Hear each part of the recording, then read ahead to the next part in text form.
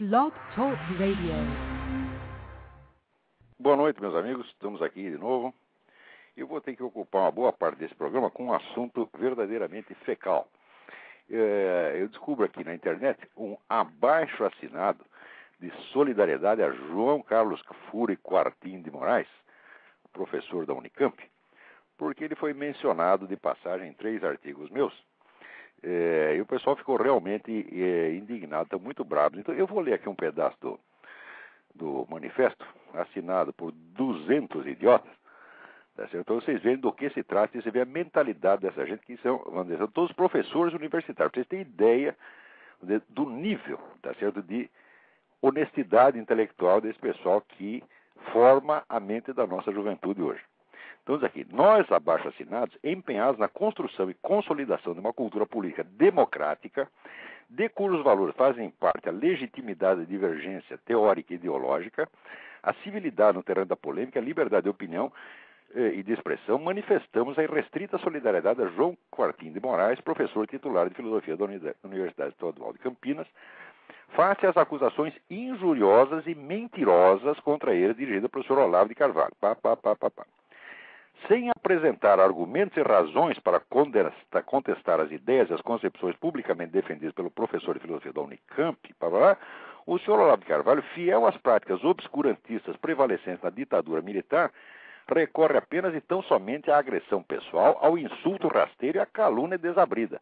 Não podemos senão repudiar de forma categórica e veemente seus métodos truculentos, inseparáveis do seu extremismo reacionário. Prestaram bem atenção? Dizem que eu não apresentei nenhum argumento e razão, que somente o caluniei.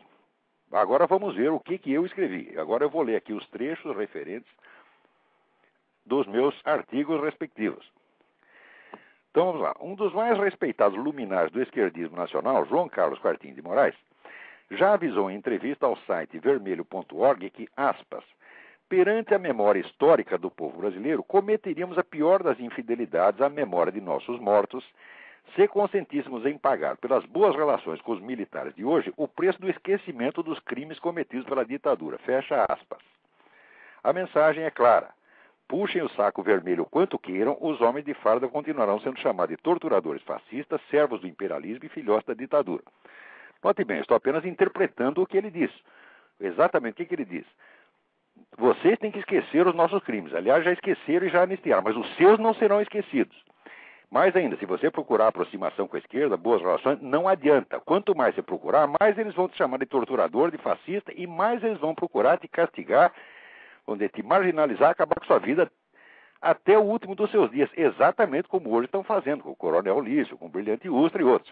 Quer dizer, para quem feriu a esquerda, não há perdão jamais. É o que já Lenin chamava o longo braço da revolução. Pode passar o tempo que for, eles não serão esquecidos. Agora, tudo o que o pessoal da esquerda fez já está esquecido, já está anistiado, já está perdoado. Então, eu estou apenas interpretando o que esse sujeito diz. Muito bem. Daí eu comento aqui. Quartim, professor da Unicamp, é o pai espiritual e fundador do tal núcleo de estudos marxistas, ao qual não se pode negar o mérito de ter levado a sua universidade ao nível acadêmico de uma escolinha do MST. Quando eles fundaram esta porcaria, eu escrevi para a Unicamp propondo, olha, se vocês são tão democráticos assim, por que não fundam um núcleo de estudos antimarxistas? Já que os pensadores do século XX, Max Weber, Max Scheler, Edmund Husserl, Ortega y Gasset, Karl Jaspers, Eric Voegelin, Leo Strauss, os principais eram todos antimarxistas. Isso significa que a cultura do século XX é uma cultura eminentemente antimarxista. E o marxismo é apenas uma subcultura dentro do imenso panorama da cultura do século XX. Por que vocês destacam logo o marxismo? Tá certo? E criam um núcleo de estudos marxistas. Porque se eu propuser um núcleo de estudos antimarxistas, o que vocês fazem? Os caras me deram uma resposta evasiva, tá certo? E nunca mais falou disso. Muito bem. Daí eu digo, o professor Quartim é bastante espertinho, o que constitui no círculo marxista equivalente superior da inteligência humana. Ao afirmar que nos países, aspas, nos países sul-americanos submetidos ao terrorismo do Estado, só no Brasil os torturadores não somente permanecem totalmente impunes, mas também continuam a receber elogios, fecha aspas, ele teve o cuidado de se referir somente à América do Sul e não à América Latina em geral, o que o colocaria na dolorosa contingência de ter de abrir exceção para Cuba, recordista continental absoluta de torturadores e terroristas de Estado per capita. Todos eles, exceto os falecidos, ainda em seus postos e carregados de honrarias. O professor Quartinho é um exemplo de idoneidade intelectual das elites mandantes comunistas, sob cujas ordens e cus paradas alguns dos nossos militares estão ansiosos para servir. Olha, se isso aqui não é argumento, o que é então? Eu estou dizendo aqui, o sujeito diz que só no Brasil tem torturadores nos altos postos. Eu digo, em Cuba está cheio de torturadores nos altos postos. Quer dizer, eu estou respondendo a ele. O que ele tem a responder a isso? Nada. Então, como não tem nada para responder, como não tem argumento para responder, o que faz? Ajunta, tá certo, a curriola toda e diz, vamos intimidar o cara, vamos intimidar pelo número. Essa droga já tinha 200 assinaturas até ontem, hoje deve ter 300 já. Quer impressionar pelo número. E diz que a mim faltam argumentos. Ora, o que é isso, porra? Eu acabei de botar o argumento aqui, por respondam a isso, ô 200 filhos da puta! 200 canalhas, 200 mentirosos, 200 vigaristas. Respondam a isto. Eu estou mentindo? Será que o Brasil tem mais torturador e assassino político do que Cuba?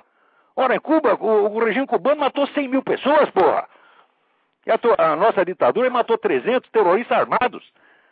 Cuba matou não sei quantos mil civis desarmados. O que você tem a opor a isso? Muito bem. Daí, mais adiante, eu digo que a inflexibilidade do seu Quartinho de Moraes não me surpreende. Ele está especialmente qualificado para humilhar seus velhos inimigos, de vez que ele próprio matou um deles, mandante do assassinato do capitão americano Charles Chandler, alvo escolhido a esmo como símbolo do execrado imperialismo yankee. O orgulhoso professor da Unicamp sabe que, na falta de realizações intelectuais, o homicídio político é uma glória curricular mais que suficiente pelos atuais critérios do establishment universitário brasileiro. Muito bem. O seu Quartinho de Moraes está aqui. Né? Ele dá uma entrevista ao jornal da Unicamp, onde ele diz, em primeiro lugar, ele confessa que jamais foi torturado. A tortura faz parte da minha experiência, embora nunca tenha sido vítima dela. Né? Isso faz parte da minha experiência, da minha vida pessoal, embora nunca tenha sido vítima dela. Então, como é que faz parte da experiência? Não me pegaram, mas colocaram retratos meus espalhados por todos os lugares. Tive a honra de estar naqueles cartazes que eles faziam e colocavam assassino, porque a esquerda matava os meganhas mesmo, atirava de verdade. É o sujeito falando com orgulho, a gente matava mesmo. Agora, no caso do capitão Chandler, o grupo político decidiu a morte do cara e este seu Quartinho de Moraes estava lá. Quer dizer, ele foi um dos que decidiram a morte do capitão, é o mandante do crime. Eu chamei de assassino porque você é assassino mesmo, Quartinho. Mandante de homicídio é homicida. Você foi condenado, julgado, sua sentença está transitada em julgado. Você foi anistiado depois, mas isso não elimina o seu crime, elimina apenas a punição. Você não pagou pelo seu crime, mas quer que os outros paguem. Ou seja, você tem que ser livrado. Todos os seus crimes não são crimes, são atos de generosidade, são atos de bondade. Né? Agora o cara aqui, a esquerda matava os meganhas mesmo, atirava de verdade. Olha o cara falando de boca cheia. Tá certo? Ora, porra!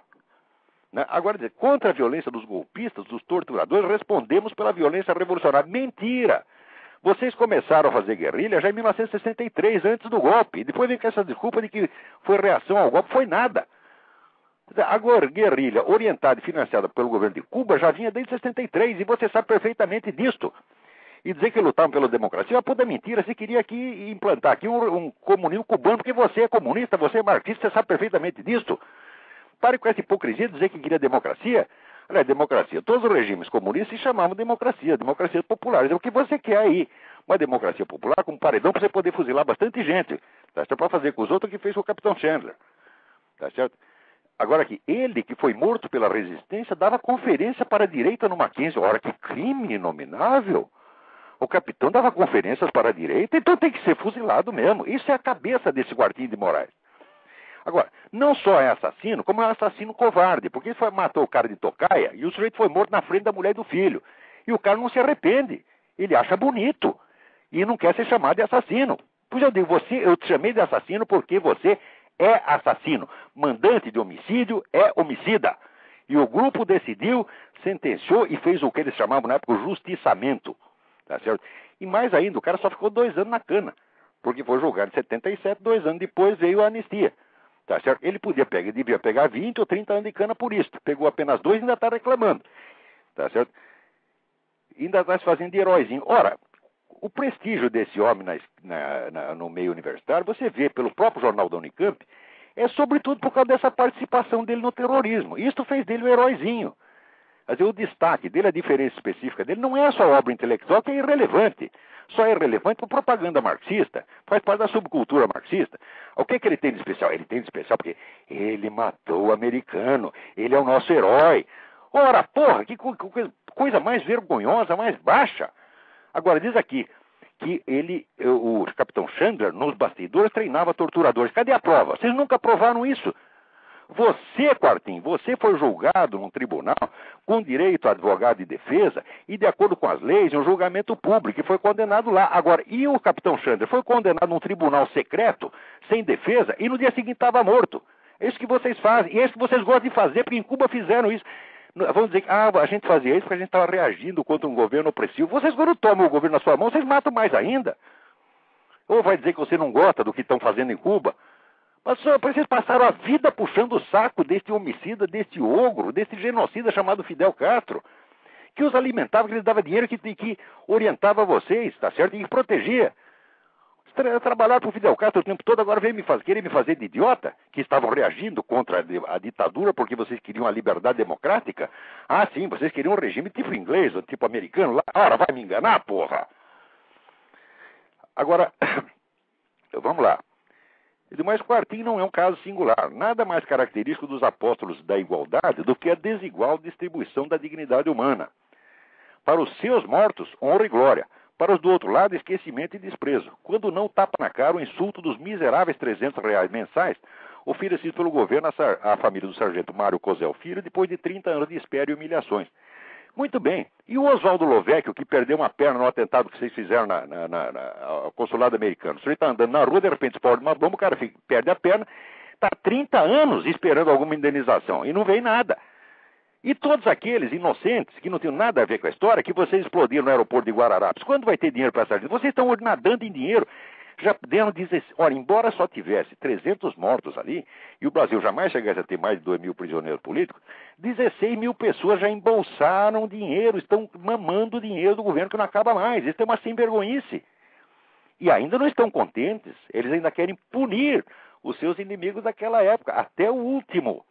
Agora, se isto aqui não é argumento, o que é então? Por que você não responde aí? Se eu estou mentindo, se é errado, digam que não é assim.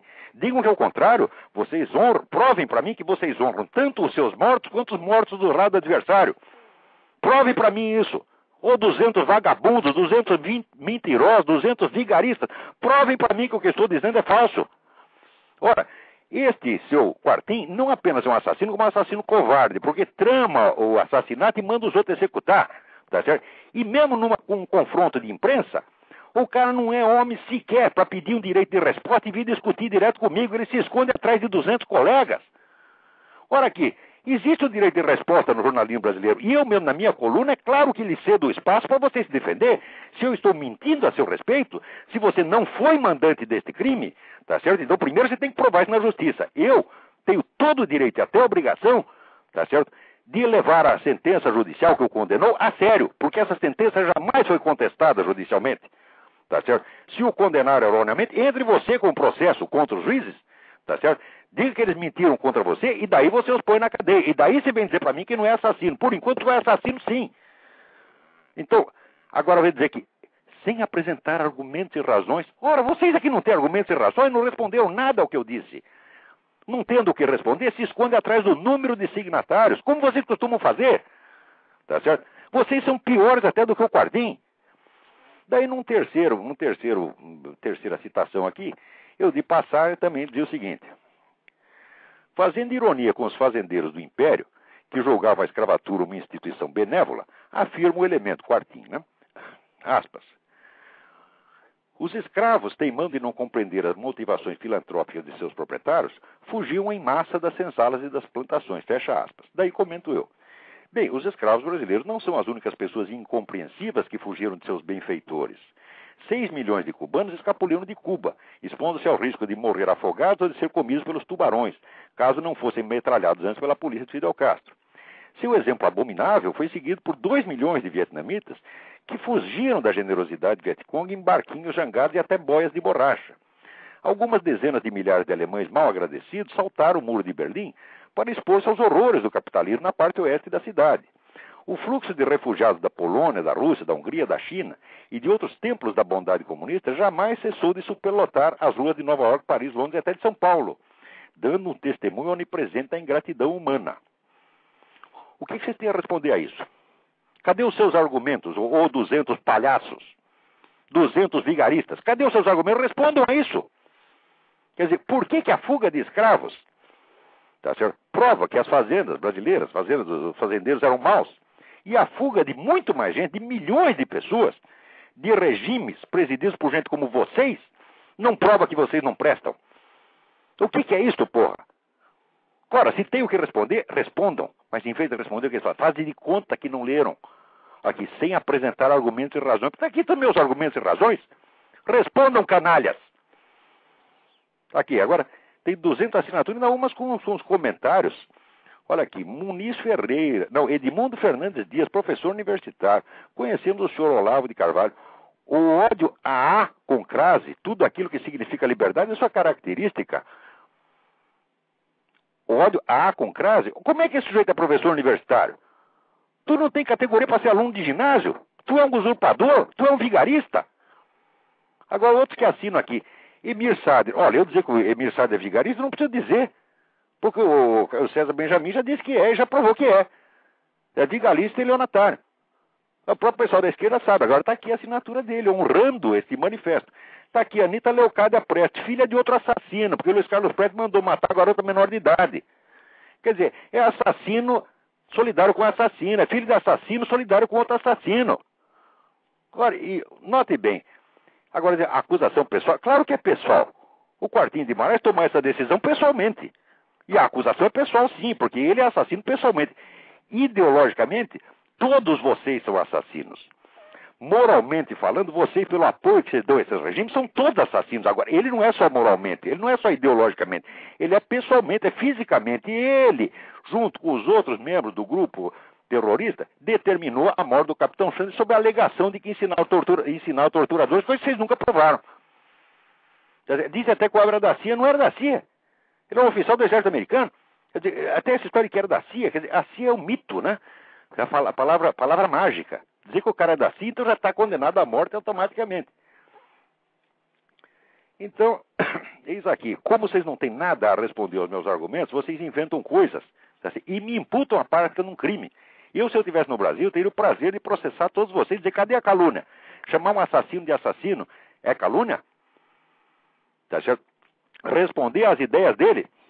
Poucas ideias. Eu não tive a intenção de discutir, vamos dizer, totalidade da obra dele, apenas frases que ele disse na mídia, e eu respondi com outras frases na mídia. Tá certo? Então, eu disse, primeiro, o que ele está dizendo a respeito dos militares é que não adianta eles tentarem uma boa aproximação, porque os crimes da esquerda têm que ser esquecidos, mas os seus crimes, milicos, jamais serão esquecidos. É isso que ele disse, e é o que eu reproduzi aqui, interpretando com fidelidade as palavras dele. Segundo, eu disse que ele foi um dos mandantes do assassinato do capitão Xande. Ele foi mesmo. Terceiro, eu disse que eles tratam com uma diferença nojenta os seus mortos do outro lado. Se isso é mentira, me provem. Me provem que vocês estão cuidando das famílias das vítimas que vocês fizeram. Que vocês foram procurar a família do Oswaldo Loveco, abriram generosamente o seu bolso, deram dinheiro para eles, pediram desculpa. Tá certo? Eu sei o seguinte, é que o pai do sargento Mário Cosel, tá certo, ficou quase louco e morreu de depressão, esperando alguma reparação pela violência que fizeram com o filho dele. Vocês ligam para isso? Nada, vocês riem. Por quê? A esquerda matava os meganhas, atirava de verdade. Vocês gostam disso? O outro lado para vocês não é humano. Vocês sempre foram assim, porra. Vocês dão risada. Ora. E pensam que estão com vergonha de tomar tanto dinheiro do governo? Não! Eles estão felizes. E ainda dizer aqui, os caras que assinam aqui, esse negócio de quartinho, venceremos. Vocês já estão vencendo, vocês vão vencer tudo, vão levar tudo, pegar toda a grana, vocês vão ficar com o país inteiro. Aliás, já está na sua mão, porra. Ainda estão querendo mais. Só que vocês querem sangue. Vocês querem perseguir os seus inimigos até o fim. Aqueles mesmos que os perdoaram, aqueles mesmos que anistiaram, vocês vão perseguir os caras até o fim e liquidar com a vida deles. É o longo braço da revolução. E em quarto lugar, eu digo aqui, Acho que não tem nada a ver com o caso do Capitão Xana. Essa ironia que ele faz com o caso dos escravos. Quer dizer, se a fuga dos escravos prova que as fazendas eram um lugar ruim, ora, fugas imensamente mais vastas dos seus paraísos comunistas devem provar a mesma coisa, ou não. Se eu estou errado em qualquer desses 4 pontos, argumentem, palhaços, em vez de dizer que não apresentei argumentos e razões. Vocês aqui não apresentam nada, vocês escrevem uma coisinha aqui de 10 linhas, tá certo? Cheio de mentiras. Primeiro, chama de calúnia o fato de que eu chamei um assassino de assassino. Não é calúnia, coisíssima nenhuma, vocês é que estão me imputando um crime que eu não fiz, tá certo? E segundo, diz que eu não apresento argumentos e razões. Ah, tá aqui os argumentos e razões, por respondam. Vocês não têm o que responder porque o que eu disse é verdade. Agora, note bem, tá certo? Aqui, no meio das notas que eles apoiam às assinaturas, tem vários que me chamam aqui de fascista. Ora, existe uma diferença básica entre a minha linguagem e a desta gente. Eu uso a linguagem para descrever, para expressar os fatos e a realidade da melhor maneira que eu posso. E eu lhe acrescento depois a ênfase emocional que é minha própria. Por exemplo, quando eu chamo um negro de fascista, é porque eu verifiquei que na teoria e na prática ele segue uma doutrina que é, primeiro, uma doutrina autoritária, estatizante, que atribui ao Estado o controle da economia e da sociedade e o faz em nome de motivos nacionalistas. Isso é definição de fascista. Se o cara faz isso, ele é fascista. Assim como, se o sujeito faz, vamos dizer, um regime assim, baseado na ideia de luta de classe, ele é comunista. Então, eu chamo o sujeito de fascista porque a atividade dele corresponde à definição objetiva e científica do que é fascismo. Agora, eles não. Eles chamam o cara de fascista só porque eles não gostam. Então, a maneira que eu tenho de usar a realidade, a linguagem, é tentar expressar a realidade e depois colocar a minha ênfase emocional. Eles fazem o contrário.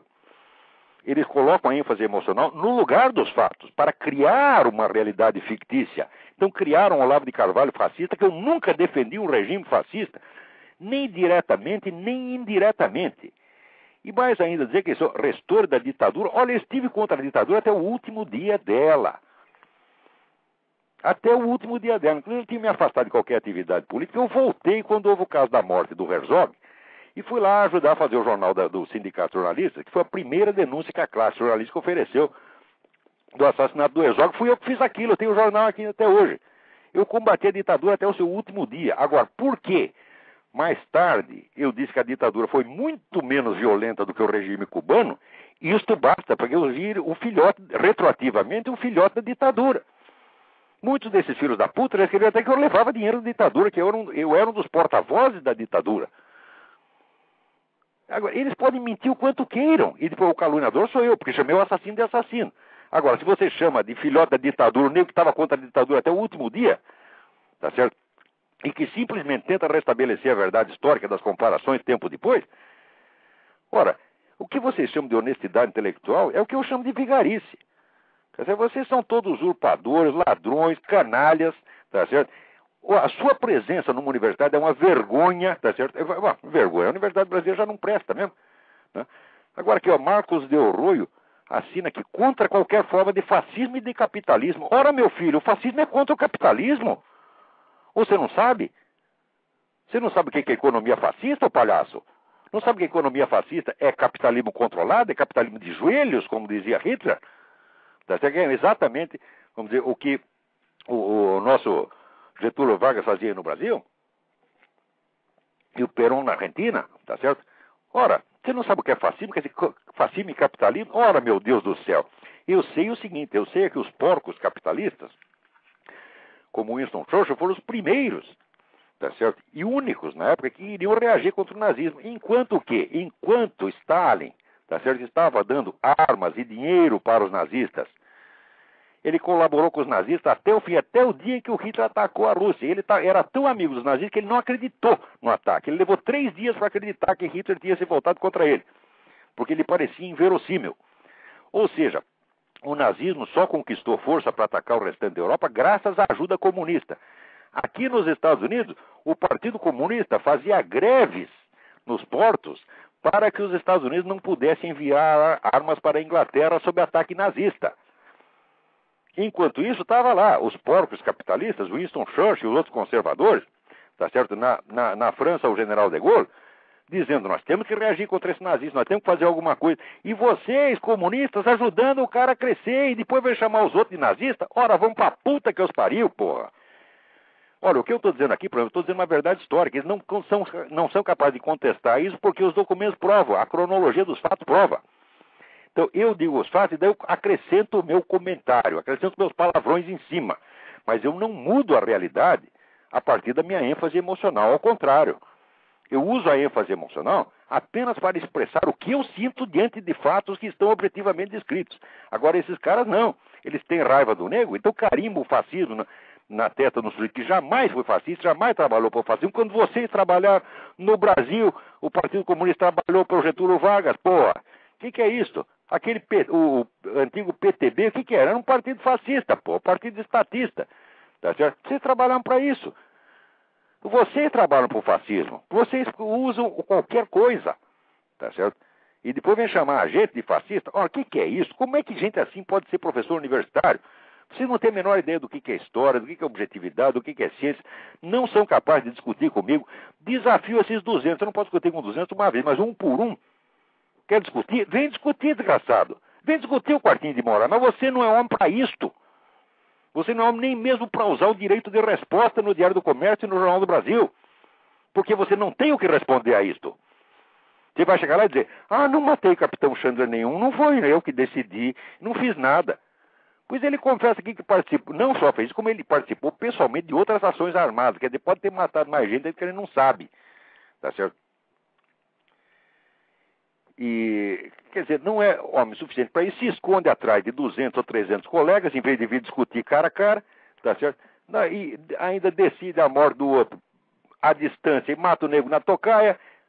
O que eu digo? Não apenas um assassino, como um assassino covarde. Então estou desafiando você, Quartinho de Moraes. Venha dizer, pegue essas coisas que eu escrevi contra você aqui e venha provar que eu estou errado. Venha provar que é o contrário. Você exigiu justo tratamento para os mortos dos dois lados. Me prove isso. Eu estou dizendo que você exigiu tratamento desigual. Você prove que exigiu tratamento igual.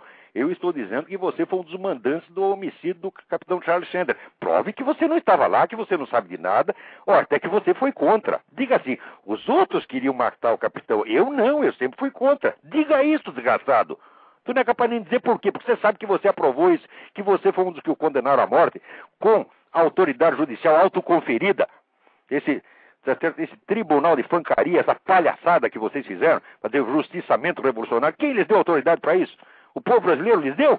Foi vocês mesmo e Fidel Castro que lhes deu. Ora, veio aqui provar também, né, que os escravos brasileiros fugiam das fazendas, porque as fazendas eram ruins, mas que os milhões e milhões e milhões de pessoas que fogem do regime comunista fogem porque são todos milionários. Tá certo? Prejudicados pela justiça. Tá certo? Quer dizer, de Cuba só fugiu milionário, da União Soviética só fugiu milionário. É isso que quer dizer? Fugiram porque eram todos ladrões? Ora, o que é isto, porra? Ou seja, o lugar lá era bom, eles fugiram porque eram maus. Agora os escravos fugiram porque as fazendas eram más. Prove que eu estou errado em qualquer desses pontos. Venha provar. Se você tem tantos argumentos e eu não tenho nenhum, está aqui. Quando você diz sem apresentar argumentos e razões, vocês estão todos mentindo e provando que são vigaristas. Os 200 são vigaristas. Quem quer que tenha assinado essa coisa de que não tem argumentos e razões nesses meus artigos, é um vigarista. Eu chamo de vigarista e acabei de provar que vocês são. Agora, venham provar que eu estou errado naquilo que eu escrevi. Não podemos dizer isso, o que eles fazem? Tentam impressionar pelo número. Ademais, se eu caluniei o seu João Cartinho de Moraes, por que ele não me processa? Diga, fui caluniado, fui acusado de matar o sujeito quando não matei ninguém. Ele não pode fazer isso porque está lá a sentença. Ele matou e foi condenado por isso. Então o que fica fazendo? Fica tentando impressionar estudante com assinatura de professor. Junta lá 200 professores para ver se impressiona os outros. A mim tu não vai impressionar não, Quartinho. Você era um covardão, assassino covarde e continua sendo a mesma coisa até hoje. E vocês, os 200, são piores. Vocês são puxa-sacos de assassino covarde, como são puxa-sacos de Fidel Castro. Muito bem, vamos passar adiante. Tem alguém aí na linha para falar? Vamos lá. Alô? Alô, Olavo? Sim. Tudo bom? Eu estudo na Unicamp, tive o prazer de conhecer o Quartinho de Moraes e estou ligando para contar 2 episódios que aconteceram com ele. Ótimo. O primeiro foi o seguinte, eu conheci no Centro Acadêmico de Filosofia aqui da Unicamp Inclusive o resto do pessoal desdenha um pouco deles porque eles não são tão vermelhos quanto eles gostariam e chamam o curso deles de filosofia de engenharia metafísica.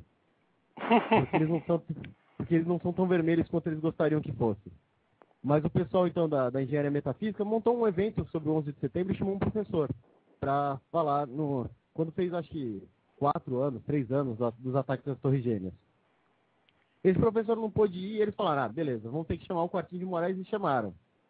E o Quartinho de Moraes foi lá e a fala dele foi a seguinte: eu vim aqui para falar do 11 de setembro. E o 11 de setembro que interessa é o 11 de setembro em que o Pinochet derrubou o Allende e voltou a falar falar da interferência norte-americana na América do Sul, do fascismo do Pinochet e outras coisas assim.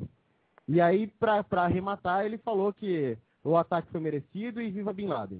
Pois, mas é isso mesmo. Esse cara é apologista do terrorismo o tempo todo. Como é que ele não vai gostar do Bin Laden, porra? Ele é um antecessor do Bin Laden. Ele é um precursor do Bin Laden. O Bin Laden já devia estar de fraldas no tempo que ele estava lá matando o Capitão Chandra. O Bin Laden podia ter aprendido com esses caras, entendeu? Ele tem que gostar disso mesmo. Depois chamaram ele na rádio para falar sobre a rádio aqui em Campinas para falar sobre o dia D. A fala dele foi a seguinte, ele sempre foge do assunto. A fala dele foi a seguinte, que o dia D não serviu de nada e o que ganhou a Segunda Guerra foi o Grande Exército Vermelho de Stalin. Exatamente assim, Grande Exército Vermelho de Stalin. O Grande Exército Vermelho de Stalin foi inteiramente armado pelos Estados Unidos, tudo aquilo foi feito com dinheiro americano, que aquela indústria deles não aguentava nada. Aquilo não existia, o Exército Vermelho não existia, foi o americano que fez. Existe um livro muito interessante do Anthony Sutton que chama The Best Enemy Money Can Buy, o melhor inimigo que o dinheiro pode comprar. Toda a economia de guerra soviética foi só dinheiro americano, foi só ajuda americana antes da guerra e depois, durante a guerra e depois da guerra também. O que usa, assim, enquanto para os outros fazia lá o plano Marshall, que o pessoal tinha que devolver de alguma maneira, porque emprestava o dinheiro deles, tinham que comprar de filme americano, mas no União Soviética o dinheiro era dado, para nunca mais ter que devolver, nunca mais foi devolvido. Graças a isso que Stalin pôde defender. Agora, como é que ele se defendeu? Botava na frente de batalha soldados sem arma, matou 20 milhões de russos. Quer dizer, ali na Rússia morreu 2 milhões de alemães e 20 milhões de russos. Porque eles usavam os próprios soldados como escudo humano. O nego desarmado ele botava na frente para morrer. Ou seja, ele desgraçou a sua própria população. Quer dizer, o glorioso exército vermelho, gloriosos soldados, comandados por filhos da puta, comandados por assassinos, comandado por genocida, faz genocida contra o seu próprio povo. Nem Hitler era capaz de fazer isso. Hitler não mandaria um soldado desarmado para frente de batalha para morrer. Ele não ia se esconder atrás de fileiras de soldados armados como fazia Stalin, como fazia os comunistas, que fazem isso até hoje. Eles adoram escudo humano, sobretudo se for mulher e criança. Essa é a pior gente que existe na face da Terra. E aí eu fui checar a produção dele, né? E ele tem aqui na Unicamp, né? Ele é professor MS6, que é a maior faixa salarial, né? O professor titular. É o salário maior. Eu fui checar, né? Ele é professor titular, ele deve ter uma produção boa. A produção dele é mais pista que a do Emir Sader. O Emir Sader ainda escreve umas biografias... Pois eu tô falando, ele tá lá, a fama dele é porque matou o americano. Porque intelectualmente é zero. Se tu tem alguma coisa para discutir, ô Quartinho de Moraes, venha discutir, que tu vai sair chorando no debate comigo. Vai fazer que nem o tal do Alaor Café lá na Faculdade de Direito. Eu provo que você é um merda intelectualmente, tá certo? E você sai de 4, você tá entendendo? Ora, que coisa. Quer dizer, é pior que o Emir Sader, então é? Não, o Emir Sader pelo menos ainda coordena a biografia de assassino. Nem isso ele faz. Ele vive das glórias passadas de ter matado um monte de gente. Mas é exatamente, está comprovando o que eu digo. Olha aí, o testemunho direto de quem te conhece, Quartinho de Moraes. Agora vocês, esses 200, vão assinar para defender esse lixo? Vocês não têm vergonha mesmo, é?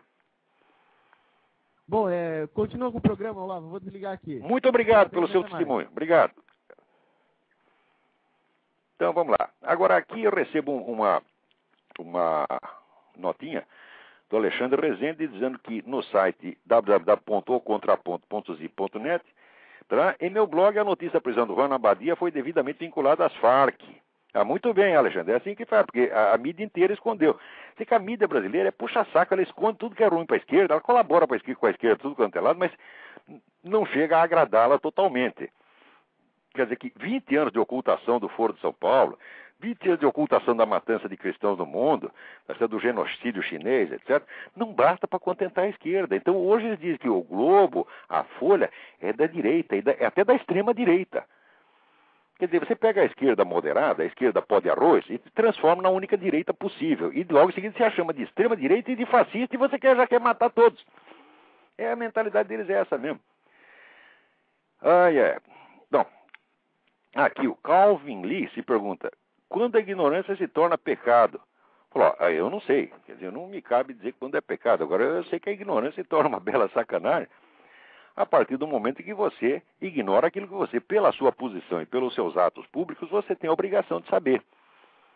Tá certo? Por exemplo, se eu estivesse aqui falando desse seu quartinho de Moraes, tá certo? Sem eu saber que ele for mandando o crime, eu estivesse inventando coisas, seria uma irresponsabilidade, seria um crime, sim. Né?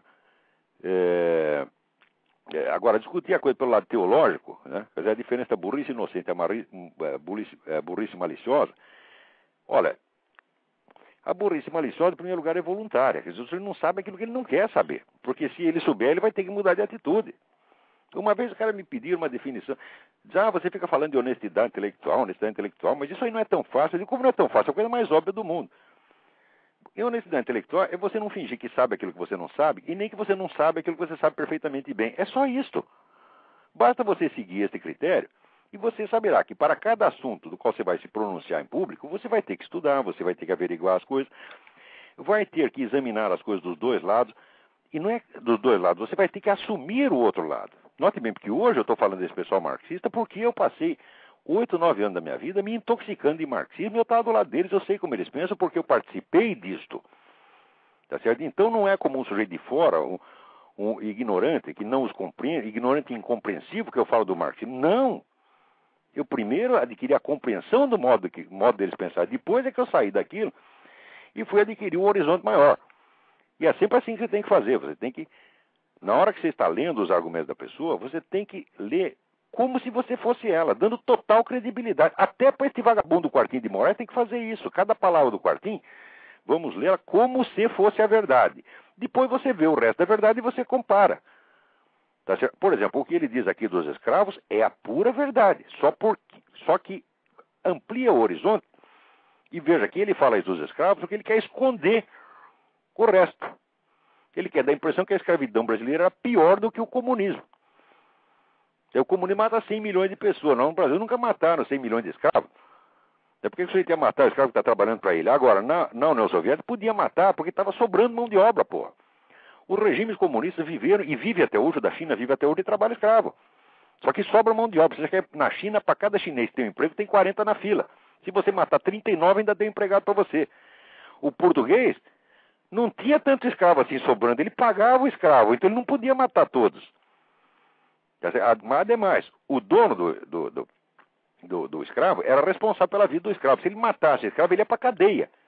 Houve casos famosos no tempo do Império, de senhores de escravos que foram parar na cadeia porque mataram seus escravos. Agora, o comunista, o líder comunista, o comissário do povo, pode matar quantos ele queira. Porque é trabalho duplamente escravo. O senhor de escravos brasileiro jamais foi senhor da vida e da morte do escravo. Foi senhor apenas do seu trabalho. Mas o comunista é senhor da vida e da morte dos seus escravos. E eles gostam disso, adoram. Adoram, porque eles vão falar de Cuba, eles até choram. Agora estão dizendo aqui, o Fidel Castro praticamente sumiu, não há sinais da presença dele. É provável que o homem já tenha morrido, tá certo? Desapareceu. Né? Porque diz que gay, quando mora, não mora, vira purpurina. Comunista vira peido, desaparece. Tá? Então, a essa altura, o Fidel Castro já virou peido. Tá? Vamos lá. Prezado Olavo de aqui, Berto Luzzi. Não sei se o senhor já teve o desprazer de assistir ao programa do Jô às quartas-feiras, onde ele mais 4 mulheres jornalistas analisam a situação política brasileira. Não, eu não vi isso, não, mas eu imagino que seja pelas coisas que eu ouvi esse sujeito falar antigamente. Né? E um dia de passagem me mandaram aqui uma gravação dele entrevistando um bispo da igreja protestante, e ele indignado, dizendo que o homossexualismo não pode ser criticado de maneira alguma. O homossexualismo é incriticável, você não pode falar nada, não pode abrir a boca. É uma conduta sacrossanta. Então, eu mesmo nunca falei mal do homossexualismo, como nunca falei mal de nenhuma conduta sexual humana, por mais esdrúxula que seja, porque não é da minha conta. Mas já que tem que ter o direito de criticar. Se o sujeito acha aquilo feio, ele tem que poder falar, pô. Agora, para o seu Jô, isso é o escândalo dos escândalos. Vamos mais aqui. Gerson, de Brasília. Me pergunta, qual será o momento propício que Lula estaria aguardando para trazer oficialmente à sociedade as suas intenções? Porque a gente sabe que Lula e sua turminha praticamente já consideram o Estado brasileiro sob o regime comunista. Quer dizer, quando é que eles vão anunciar oficialmente? Talvez não anunciem nunca. Porque esse negócio de ser disfarçado, fazendo de conta que não está fazendo, é característico deles. Esse pessoal é tudo covarde mesmo, tá entendendo? Eles não são capazes nem de assumir. Você vai encher de bandeira vermelha para tudo quanto é lado, cartazes com Lenin, Stalin, Fidel Castro, né? E perguntar, é comunista? Não. Você vê o que a mídia brasileira, essa mídia porca, puxa-saco de comunista, faz com o Hugo Chávez. O Hugo Chávez eliminou a propriedade privada, eliminou o pátrio poder, que as crianças a partir dos 3 anos são propriedade do Estado, tá certo? E já declarou que ele é governante vitalício. Com tudo isso, o pessoal ainda não diz que o regime é comunista, ainda continua chamando de populista. Quer dizer, é o suprassumo da covardia intelectual. Você não tem cara de dar um nome para as coisas. Agora, se a própria mídia trata assim o Hugo Chávez, por que o Lula vai chegar lá e dizer sou comunista? Tá certo? Então está escrito na testa dele, sou comunista. Agora, o pior é que no Brasil o pessoal ainda acredita na escola que existe o comunista idealista, né? E existe o comunista aproveitador. Fala, não existe essa diferença. Não existe. Na perspectiva comunista isso não existe. O idealismo deles consiste em ser aproveitador, quer dizer, você matar, roubar, tirar todo proveito, é obrigatório, faz parte da ética, pô. Leiam Lenin. Outra coisa, quando se refere à revolução do Chaves, usa a palavra revolução com aspas. Quer dizer, eles querem resguardar o prestígio da revolução. Como o Hugo Chávez pegou mal, tá certo? Então não pode dizer que ele está fazendo uma revolução. Ele está fazendo uma revolução, sim. Quer dizer, é um revolucionário típico, a típica revolução desde cima, como já pensada desde o tempo de Antônio Gramsci, é uma revolução como qualquer outra. Agora, eles não querem... Essa mídia que a esquerda chama de direitista, extremista de direita, ela não quer macular o mito da revolução. Peraí, tem gente na fila, vamos ver quem é. Alô? Alô? Boa noite, olá. Boa noite. Boa noite. Boa noite. Eu só queria fazer uma pergunta. Quem está falando? Meu nome é Fernando. Tudo bem? Eu queria fazer uma pergunta rapidinho sobre aquele assunto que saiu semana passada. Eu não estou... O programa desde o começo, eu não sei se você já comentou sobre isso. Que o SUS teria que pagar cirurgia para mudança de sexo. Olha, eu sugiro então o seguinte, o PT inteiro deve se prevalecer disso aí. Mudem todos de sexo já. O Lula, você já pensou? O Lula ficaria lindo. Já que é de graça mesmo, é dinheiro do Estado, somos nós os trouxas que estamos pagando. Então vamos lá. Olha, prestem bem atenção, eu não sou totalmente contra isso. Por quê? Porque eu já estudei esse negócio. Eu sei que para certas pessoas esse negócio porque eles chamam de disfunção, né? Disforia sexual, é um negócio gravíssimo. Os caras ficam loucos mesmo. Então tem que mudar o sexo dos caras, senão eles vão estourar os miolos. Então, para casos extremos, eu acho que tem até que ajudar os caras assim, porque eles não vão aguentar, vai ser uma desgraça, tá entendendo? Se você não fizer a cirurgia, ele mesmo vai cortar o próprio peru e vai morrer, você tá entendendo? Mas só para casos extremos. Agora, isso aí não, isso vai ser um festival, você tá entendendo? Vai ser, todo mundo vai entrar lá na fila. Eu acho que o PT inteiro vai entrar na fila. Todos eles vão querer mudar de sexo agora, porque esse negócio de ser homem já cansou, eles estão muito cansados, entendeu? Sendo homem é um perigo, porque você vai ter que enfrentar o Olavo de Carvalho cara a cara. Então, não, vamos virar mulherzinha, porque daí ele não vai mais bater em nós. Entendeu? Eu sugiro que entrem todos na fila, vão já. Ou Quartinho de Moraes, é a sua chance. Você vai lá, muda de sexo, eu não vou poder mais bater em você, rapaz. Não vou poder mais falar grosso com você, porque agora daí você vier ele virado uma lady. Mas pode ter certeza que isso vai ser uma comedeira de dinheiro, tá certo? Que nem queira saber. Sim, eu tava porque é claro que os casos extremos, como esse que eu estou mencionando, são raríssimos. Entendeu? Eu estava começando até que daqui a pouco o SUS vai ter que pagar cirurgia para implante de silicone também, né? Claro, implante de silicone. Sim, na verdade inclui, porque se vai mudar o sexo, vai ter que fazer uns peitinhos de silicone. Agora o nego diz, mas se vocês estão pagando o conjunto, vocês pagam lá, né? A fabricação da vagina e mais os peitinhos, eu estou até pedindo menos, eu só quero os peitinhos. Então vocês têm que pagar também. Não é isso? E daí as mulheres vão dizer, mas se tá fazendo os peitinhos para os travecos, por que não vai fazer para mim também? E vão entrar lá e vai fazer peito de borracha, né, bunda de silicone e assim por diante. Até cérebro de silicone, como o do Lula, eles vão fazer. É uma pouca vergonha mesmo. Transplante de cérebro pro Lula. Implante de cérebro, mas ali não adianta, rapaz. Qualquer cérebro que bote lá dentro vai estragar do mesmo jeito. É isso aí, ó. Então é isso, obrigado pela sua participação. Peraí, tem mais alguém na fila aí. Alô? Alô? Alô? Alô?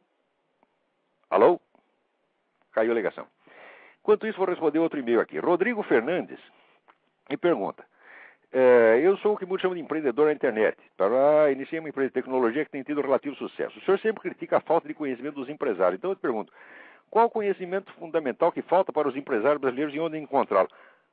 Graças a Deus alguém fez a pergunta certa. Tem um nego aqui que está com boa intenção, o cara quer aprender. Olha só, Rodrigo, tu está doente. Brasileiro nunca quer aprender nada. O que tem você quer aprender? Né? Cuidado, os caras vão te internar. Né?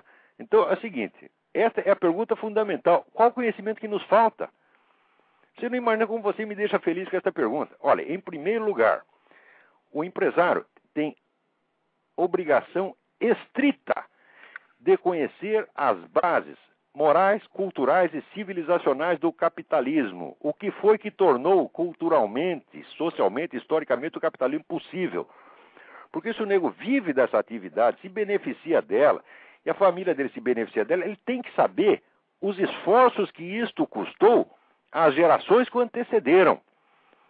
Tá certo? Eu, por exemplo, sugiro os livros do historiador chamado Rodney Stark, historiador sociólogo americano chamado Rodney R-O-D-N-E-Y Stark, S-T-A-R-K. O Rodney Stark escreveu livros preciosos sobre isto. Tá certo? Também os livros do historiador Thomas Woods, W-O-O-D-S. Isso aí é só para começar. Tá certo? Então, essa é a primeira coisa.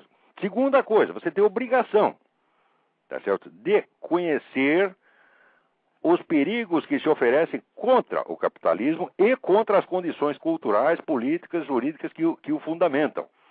Você tem obrigação estrita de conhecer a história do movimento comunista, a estratégia comunista e todos os truques da estratégia comunista. Tem obrigação estrita de conhecer essas duas coisas.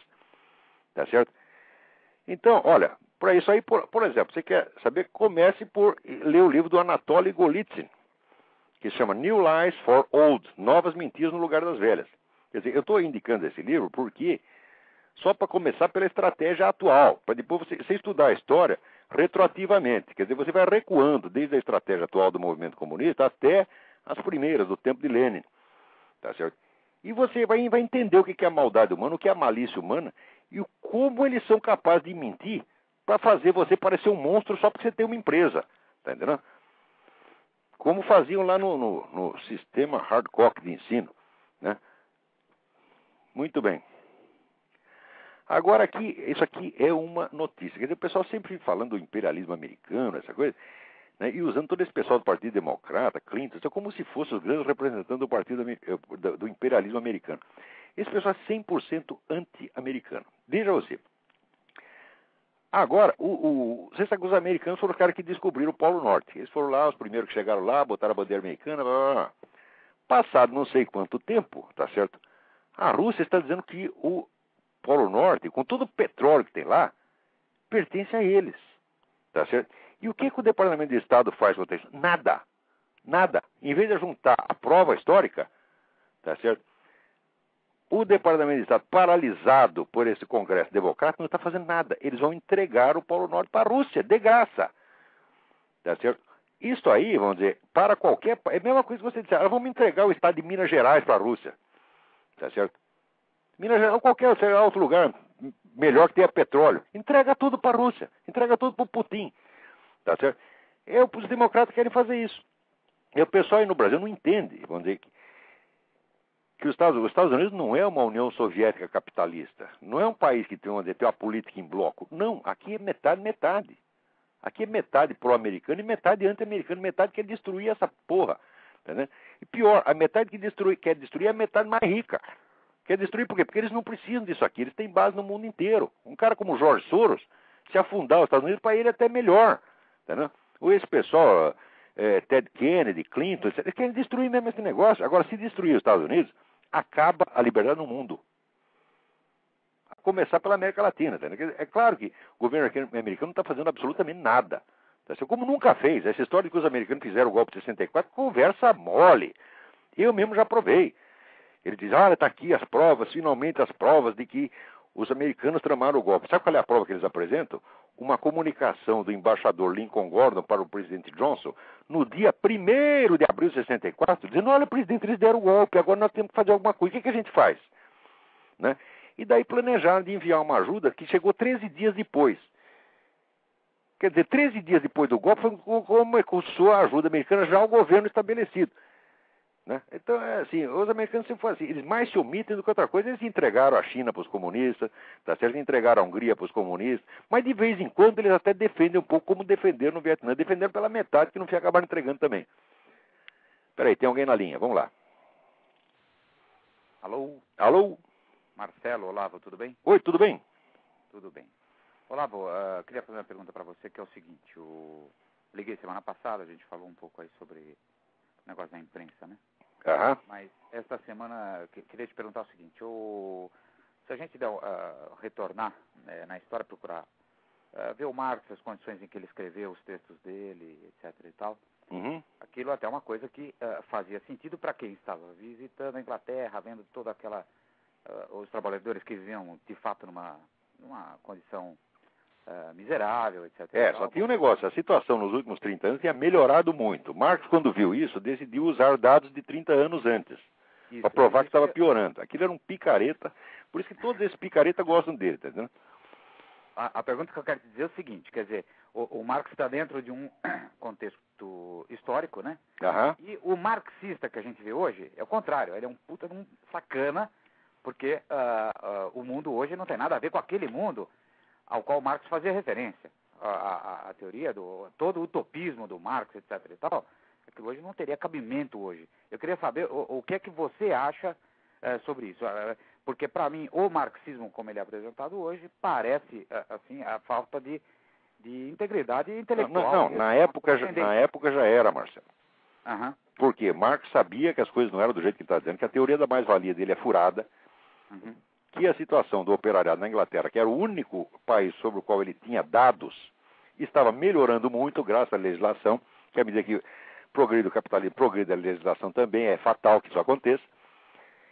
Mas ele tinha a teoria de que o capitalismo iria empobrecer o proletariado. Como isso não estava acontecendo, o que ele fez? Ele inverteu os dados, ele botou os dados de antes, depois, os de depois, antes. Marx era um picareta vigarista mesmo. Marx não é um pensador, não é um filósofo, nada. Marx é um charlatão. Olha, eu levei anos para me acostumar com essa ideia, porque eu comecei minha vida lendo esse filho da puta, você tá entendendo? E fiquei embevecido com aquilo, né? Depois eu fui vendo que era furado, né? Comecei a achar desculpa, etc. Eu levei uns 20 anos para engolir essa ideia, tá entendendo? Porque eu sou uma besta quadrada também, devia ter percebido. O Eric Wegelin, ele conta nas memórias dele que ele, durante as férias ele leu o Capital e virou marxista. No semestre seguinte ele fez um curso de economia política, viu que aquele negócio de marxismo era tudo uma besteira e largou. Então ele levou uns 3, 4 meses para aprender. Eu, como sou uma besta quadrada, levei 20 anos. Você está entendendo? Claro. Então por isso que eu estou avisando vocês. Não sigam o meu exemplo, percebam logo. Está entendendo? Não esperem. Olavo, e quem lê o Marx com Engels no manifesto já tem mais o insight de que aquilo é sacanagem do ponto de vista intelectual. Hoje, com toda a história do comunismo, com todos os 100 milhões de vítimas do comunismo, e com toda a imensa miséria que o comunismo produziu, porque ninguém conseguiu gerar miséria e fome como os regimes comunistas, com tudo isso, que ainda tem a cara de pau de ser comunista, pró-comunista, marxista, é porque não tem vergonha na cara mesmo, tem que levar tapa na cara, cuspido no olho, tá entendendo? Não é nem pra gente falar com esses caras. Olha, eu de falar, responder a esses 200 vagabundos, tá entendendo? E eu sinto que eu estou cometendo um ato de caridade, porque não é nem pra falar com essas pessoas. Mas sabe aquele negócio de chamar gato meu tio, dar bom dia a cachorro? É o que eu sinto que eu estou fazendo quando eu estou respondendo esses caras, porque não é nem para responder, não merecem nem isso. Imagina se eles vão processar você. Duvido, eu duvido. Eu digo processe, diga que eu menti, diga que eu cometi crime de calúnia contra o Quartinho de Moraes, porque eu chamei de assassino. Mas eles não vão, porque... Claro que não vão. Não vão. Claro que não vão. E se for, eu agradeço, porque é a chance que eu tenho de ir lá provar tudo que eu disse e devolver a eles um crime acusado de denunciação caluniosa. Porque se eles pudessem processar, já tinham processado. Como sabe que não pode, o que nós vamos fazer? Fazer um abaixo-assinado na internet. Isso é bobagem. Coisa de moleque, esses 200 moleque. Tem até Juca Kfouri aqui, só pra você ter uma ideia. Eu não sei se você sabe o que é, mas é um Eu sei, eu fui entrevistado no programa do Juca Kfouri, veio ela puxando meu saco. Puta. Então tá bom, Olavo, um grande abraço pra você. Um abração. Tchau, tchau. Então, muito bem, vamos ver se dá tempo de responder mais alguma coisa aqui. Olha aqui. Aqui o Henrique Horácio de Souza, né? Manda uma notícia que ele leu na Folha de Boa Vista. O país acaba sofrendo um revés na Organização das Nações Unidas. A entidade aceitou o apelo feito por grupos indígenas e passou a exigir que o governo brasileiro garanta a retirada dos ocupantes da reserva indígena Raposa do Serra do Sol, em Roraima. Isso quer dizer o seguinte: a ONU decide o que o país pode fazer com o seu território. É exatamente como no caso do Polo Norte aqui. Quer dizer, a ONU decidiu que o território pertence à Rússia e nos Estados Unidos, então entrega para a Rússia. Agora aqui eles inventam essas comunidades indígenas, que muitas foram até criadas artificialmente. Tá certo? Tem um livro do Coronel Mena Barreto, que chama Farsa Yanomami, e mostra que aquele pessoal da ONU vem e inventa tribos que nem existem. E daí diz que a gente precisa entregar a terra para eles. Então é o seguinte, as soberanias nacionais já foram embora, já acabou, a ONU já acabou com tudo isso não existe mais, né? Infelizmente não existe. Vamos embora, vamos ver o que mais tem. Tem aqui um monte de carta interessante.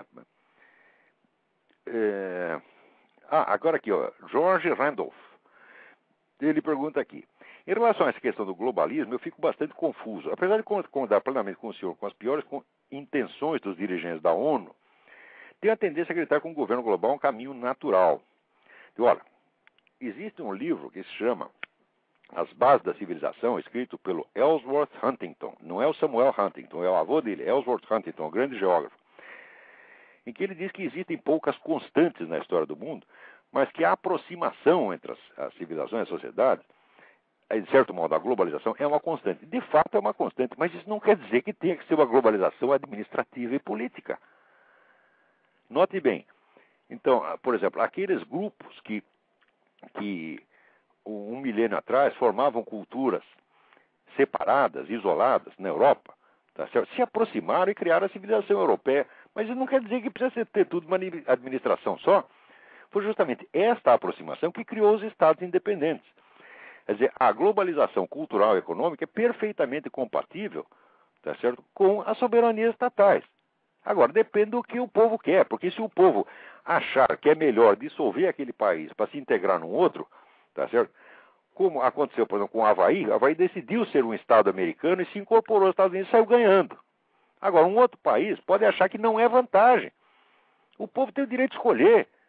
Então, você quer se integrar na unidade maior ou você quer conservar sua independência? O povo é que tem que ver, cada um sabe onde ele aperta o sapato, porra. Então, se você quer se integrar no tal do governo global, muito bem. Agora, se não quer, continue independente, continuamos amigos. Isso que é o certo. Você está entendendo? Quer dizer, a soberania não é uma soberania geográfica, a soberania é popular. Quer dizer, os habitantes do lugar é que tem que decidir. Como o famoso caso das Ilhas Falklands ou Malvinas, né?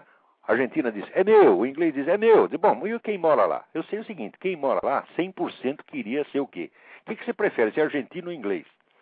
Isso não se pergunta para um ser humano, você pode perguntar para macaco. O macaco pode ter uma hesitação. Não, macaco já sabe, pô. Agora, se perguntar para um jumento, ele espera aí que eu vou pensar. Tá certo? Agora, um ser humano, você pergunta, você quer ser argentino ou inglês? É 100%, eu quero ser inglês, porque eu não sou idiota, porra. Tá entendendo? Eu sendo inglês, eu tenho todos os direitos que a rainha me assegura, eu tenho um bom sistema de saúde, eu tenho a democracia, eu tenho a liberdade de imprensa, e na Argentina eu tenho ou comunista para me roubar e me explodir minha casa, ou tenho milico para me perseguir. Então não é vantagem, porra. Então o pessoal da ilha decidiu, nós somos tudo inglês, né? Ora, a mim não me deram essa chance. Pergunta assim, você quer ser inglês ou brasileiro? Ora, note bem, os ingleses, eles acham, você não imagina como eles têm dó de todas as pessoas do mundo que não tiveram a felicidade de nascer inglesas. Você fala, olha, existe ali, aquelas pessoas não são inglesas, o inglês quase chora. Você está entendendo? Por quê? Ele está acostumado a ser inglês, é bom. Agora, quer saber, isso está acabando. Porque agora, o pessoal da esquerda começou a tomar conta de lá, então proibiu a caça à raposa, proibiu mais não sei o quê, proibiu ter arma, proibiu, não pode mais fumar, não sei o quê. Resultado, um monte de gente está fugindo da Inglaterra. Talvez vão para a Argentina.